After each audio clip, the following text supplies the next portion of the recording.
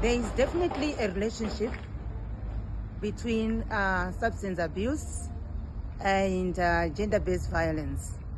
Substance abuse involves excessive use of alcohol, illegal drugs, and even medical substances. And gender-based violence includes emotional, physical, economic, just to mention a few.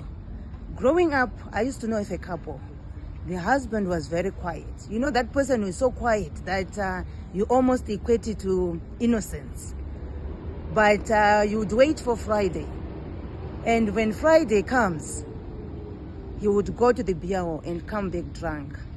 And when he's drunk, all that week's sins and the past 5 years sins of his wife would come up.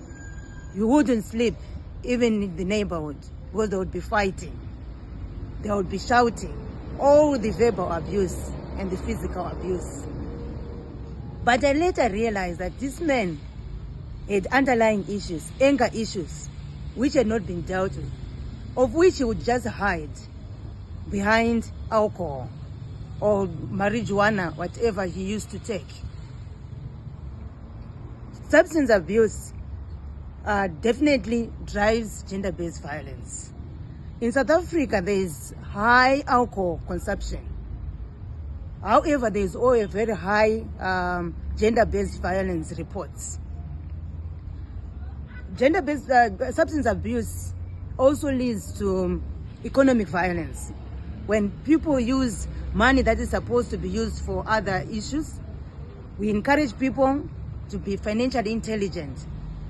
But when someone is abusing substances, they can hide behind that because it makes them to make irrational decisions, and they end up using money which is supposed to be used for other issues in the family, maybe for saving. They may take savings to buy drugs, alcohol, and abuse it.